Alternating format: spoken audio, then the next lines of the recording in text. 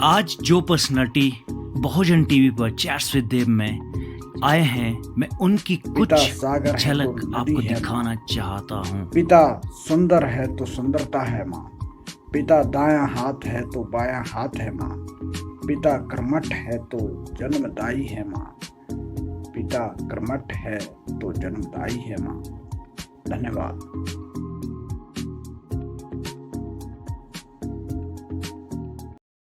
नमस्कार साथियों, chats with देव में आपका स्वागत है।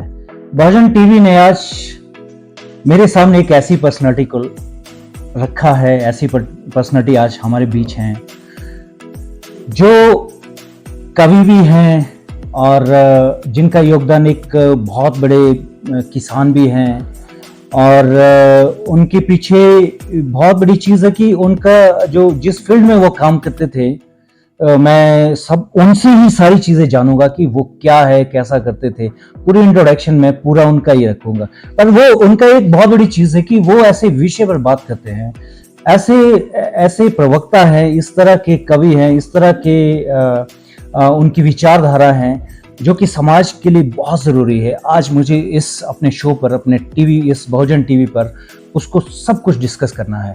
तो मैं आज एक बार नए शो में हमारे मिस्टर ताजीराम कश्यप जी का मैं स्वागत करना चाहता हूं। सर, आपका स्वागत है। नमस्कार। नमस्कार जी। नमस्कार सर। मैंने ये देखा है बहुजन टीवी में, मैंने पहले भी ये बहुत सारे शो किए हैं, तो मैंने इस शो में ये देखा है कि बहुत सारे लोग आए और जब मैंने ये रिसर्च की कि मुझे आप जैसी पर्सनालिटी भी मेरे शो पर चाहिए, क्योंकि आप जो बोलते हैं, आप जो कहते हैं, वो उसकी आवाज़ और उसका विचार बहुत लोगों तक पहुंचता है, जिसका बहुत सारा फायदा मिलता है।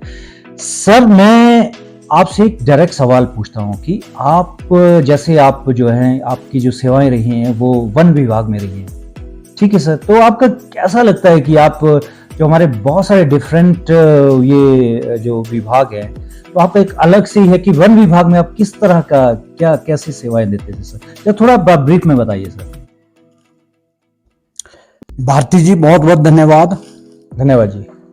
आपने मुझे बहुजन स्मार्ट टीवी पर आने का मौका दिया और साथ साथ में मैं बहुजन स्मार्ट टीवी के जो दर्शक हैं उनको भी नमस्कार करता हूं। आपने प्रश्न किया कि भैया हम जो है वन विभाग में सेवा किस तरह से करते थे। ये बहुत पेचीदा है, ये कहना भी बहुत ही नामुमकिन है, क्योंकि अकेला व्यक्ति जो है एक बहुत बड़े क्षेत्र में 900, 1000 या 1100-1200 हेक्टेयर की एक बीट होती है। बिल्कुल। और उसमें उसको जागना लाखों करोड़ों अरबों के जिसमें जो है खजाना होता है, उसको जागना जो है एक आदमी के बस की बात नहीं होती है। और फिर भी वो गार्ड जो रक्षक है उसका, वो दिन रात उसकी चौकसी करता है और बनमाफियों से भी जूझता है और जो तस्कर होते हैं उनसे भी जूझता है और अपने सिर पर उसके 24 घंटे जो है रिस्क रहता है और वो कफन बांध करके जो है जंगल में घूमता है। सर, आपने बहुत बड़ी बात कही है कि एक माफिया शब्द, जंगलों को बचाना है। लोग जंगलों में आजकल आग लगा रहे हैं, लोग जंगलों को काटते हैं, अब जंगलों की आबादी बहुत कम हो रही है। सर, मैं इस विषय पर आपसे कभी और बात करूंगा, बहुत बड़ा विषय है ये जंगल का, इन्वायरमेंट का। मैं आपसे एक पर्टिकुलर सवाल पूछता हूँ। सर, मेरे हाथ में एक किताब है सर, मैंने देखा सर ये जो बुक्स हैं और आपका जो योगदान है, एक इसमें आपने एक बहुत सारी कविताएं लिखी है सर, और मुझे लगता है कि आप भी एक इसके साथ साथ एक कवि का जो आपका रोल है सर, ये कवि कैसे बने सर? आप कवि कहाँ से लगा कि आपके अंदर भी वो चीज़ है कि आपके अंदर एक छंद है, आपके अंदर ऐसी कहानियां हैं जिसको आप कविताओं में लिख सकते हैं। और दूसरी जो चीज़ होती है, कविता लिखनी बहुत आसान नहीं होती सर। कविता लिखने के लिए भी एक विशेष रूप का टैलेंट चाहिए, विशेष रूप की एक जिसको बोलते प्रतिभा चाहिए। तो आपने कैसे संजोया सर ये, कैसे सर ये बुक सामने आती है और कैसे लिख पाते हैं आप लोग? मैं इसके बारे में पूरा डिटेल बताता हूँ सर, मुझे एक पर्टिकुलर इसी का जवाब दो आप कि आप ये जो साथ साथ में कवि कैसे बने आप, तो ये मुझे बताओ सर। भारती जी, ये बहुत कठिन प्रश्न है। मेरे हिसाब से कवि बनने के लिए कोई ना डिग्री चाहिए और ना उसकी कोई ज़्यादा एजुकेशन की आवश्यकता है, क्योंकि ये मन की कल्पना है। जब आदमी का मन किसी प्रकार से संतुष्ट नहीं होता, तो वो कई बार जो है ये सोचता है कि भाई मैं अपनी जो बात है वो किस प्रकार रखूं। तो वो अपने मन में कल्पना करता है, और ये कल्पना, अपने मन की जो कल्पना होती है, वही जो है उसकी बार आती है और एक दिन जो है वो कविताएं बन जाती है। सही बात है सर, बहुत बढ़िया। दर्शकों, हम ये प्रयास करते हैं कि हमारा बहुजन टीवी चैट विद एक शो है हमारा, और हम चाहते हैं कि इसमें हर एक नई पर्सनालिटी आए। हम ऐसी पर्सनालिटी को आपके सामने रखने की कोशिश कर रहे हैं जिनको कोई स्टेज नहीं मिलता है, जिनको कोई कवरेज नहीं देता है, जिनको एक बहुत बड़े बड़े print media, electronic media cover नहीं देता है। तो हमारी ये कोशिश है कि हमारे बीच ऐसी पर्सनालिटी आए और अपने विचार, अपना एक्सपीरियंस आप तक पहुंचे, जिसको आपको जरूर आपको इसका फायदा मिलने वाला है। मैं आपसे सर एक सवाल ये करना चाहता हूँ। सर, आपकी एक कविता है मेरे सामने, जरा इसके बारे में थोड़ा डिस्कस करेंगे सर। आपने इसमें बहुत सारी कविताएं लिखी है सर। कोई नशे के ऊपर कविता है, कोई वृक्षों के ऊपर कविता है, कोई जीवन सुधार के ऊपर कविता है, कोई जंगल की आपने महानता दिखा दी है। तो इस देश में गरीबों का हाल क्या है, ये भी आपने इसमें सारी चीजें लिखी हैं सर। मैं एक छोटी सी आपकी एक पंक्ति पढ़ता हूं इसमें सर, कि गरीबों के बच्चे नंगे पैर पढ़ने जाते हैं। आपने बहुत लाजवाब लिखा है सर। हमेशा कक्षा में अव्वल आते हैं, यही आप आगे लिख रहे हैं। चिढ़ते रहते हैं उनसे कुछ बच्चे, स्कूल में रोज उन्हें रुलाते हैं। शिकायत करते मां से घर में, दया भाव से आंख मां की भी रोती है। गरीबों की चर्चा करने वालों, तुम क्या जानो गरीबी क्या होती है। सर, मुझे लगता है कि आपने ये दर्द जो लिखा है सर, ये क्या है सर? ये गरीबी का दर्द जो है, कैसा लगता है हमारे समाज में कितनी चीजें व्याप्त है सर? ये चीजें, कितने लोग ऐसे जो गरीबी के साये में जीते हैं और बहुत ऊपर आने की कोशिश करते हैं, फिर शिक्षा लेने की कोशिश करते हैं, जो हमारी मुख्य धारा समान आने की कोशिश करते हैं। सर, आपने लिखा होगा, इसके पीछे कहानी होगी सर, जरा मुझे बताओ सर, क्या है सर ये? भारती जी, आपका प्रश्न बहुत ही वाजिब है। आज ना तो कोई सरकार ये कहने को तैयार है कि हमारे देश में गरीब है, ना ही कोई दूसरा गरीबों की बात को उजागर करने वाला है। और जबकि भारत जैसे देश में, इतने बड़े देश में गरीबों की इतनी संख्या है कि उसके 3-3, 4-4 देश बन जाए। मतलब हमारे देश जैसी जो गरीबी है वो शायद कहीं भी नहीं है। और आज जो है इस गरीबी का जो दर्द है उसको किसी ने नहीं लिखा, ना किसी ने उठाया, न इसके बारे में कोई आज बात करता है।